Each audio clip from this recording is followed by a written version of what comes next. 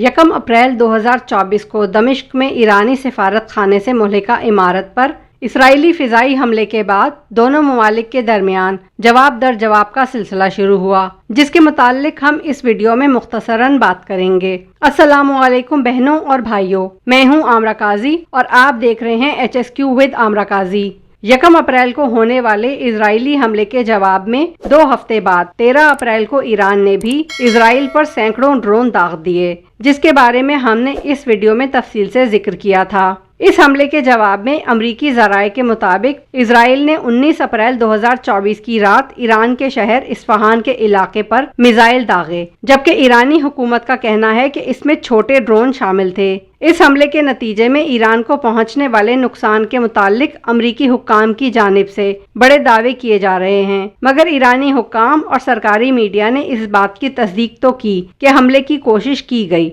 मगर किसी भी जानी नुकसान की तस्दीक नहीं की गई, जबकि इजराइल ने भी ऐसी किसी कार्रवाई की तस्दीक नहीं की। अब क्योंकि ईरानी इंतजामिया ने अपने मुल्क के अंदरूनी मामलात तक दुनिया की रसाई को महदूद रखा हुआ है, इसीलिए दुनिया के ज़राए अबलाग को इस्फहान के इस मरकजी इलाके तक बराह रास्त रसाई हासिल नहीं कि जहां ये वाकया पेश आया, मगर अमरीकी हुक्काम ने CBS न्यूज़ को इस हमले की तस्दीक कर दी है। इसके अलावा ईरान के फारस न्यूज़ एजेंसी के मुताबिक एक फौजी अड्डे के करीब धमाकों की आवाज़ें तो ज़रूर सुनी गई थीं, जिसके बाद ईरानी एयर डिफेंस सिस्टम को मुतहर्रिक कर दिया गया था। फिर ईरान के नीम सरकारी खबर रिसां इदारे तस्नीम ने भी इस्फहान में मौजूद एक न्यूक्लियर इंस्टॉलेशन की एक वीडियो को पोस्ट किया, जिसमें इस बात के कोई शवाहिद नहीं मिलते कि इस अहम मुकाम को निशाना बनाया गया है, जबकि जौहरी तवानाई के बैनुल-अक़वामी इदारे ने भी इस बात की तस्दीक की है कि ईरान की जौहरी तंसीबात को कोई नुकसान नहीं पहुंचा। इसके अलावा ईरान के national centre of cyber space के तर्जुमान हुसैन दिलरेन का कहना है कि ईरान पर सरहद पार से कोई फिजाई हमला नहीं किया गया।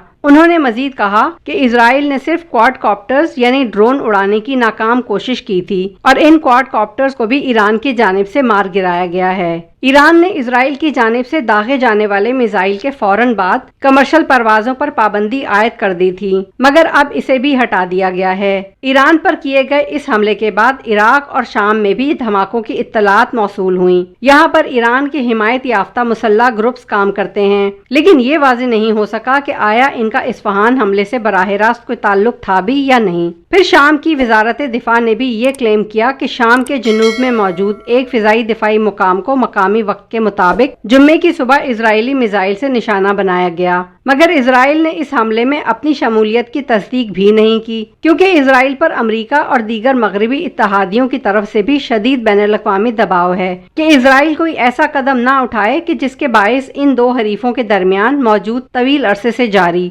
ये प्रॉक्सी वॉर कहीं मशरिक़ी वुस्ता में बराह रास्त किसी बड़ी जंग में तब्दील न हो जाए और दुनिया के दूसरे न्यूक्लियर ममालिक भी इसमें कूद पड़े, क्योंकि इसराइली अफवाज पहले ही गजा में जारी जंग के पस मंजर में ईरान की हिमायत याफ्ता हमास से जंग की हालत में है। आपका इस सब सूरत हाल के बारे में क्या कहना है? कमेंट सेक्शन में जरूर बताएं। अगर वीडियो पसंद आई हो तो must like, share and subscribe. Allah Hafiz.